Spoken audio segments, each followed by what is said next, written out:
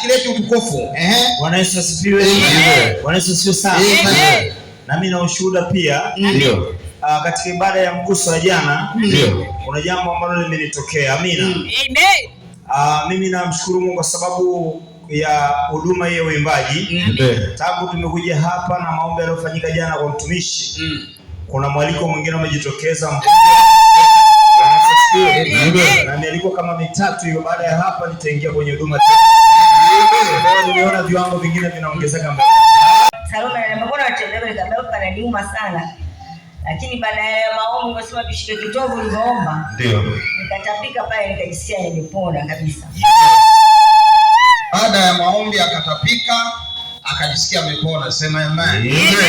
Mwingine. Na lingine, siku hizi baba, mwanzo nilikuwa mimi nikilala, sioti ndoto. Ndio. Lakini sasa hivi naweza nikaota ndoto ni mbaya kabla ya kitendo kile hakijatokea, mimi naota. Naamka naomba, hilo namshukuru Mungu. Kama mara 4 imenitokea na ndoto. Sema amen. Sogea mbele. Naomba vijana bado tunashika maiki unasaidia. Amen. Mbona umepoa ni au mjitambui hivi? Amen. Kwa jina naitwa Paulina. Nimekuja tangia Jumapili. Kwa miguu inanisumbua sana. Lakini kwa siku ya leo nashukuru Mungu.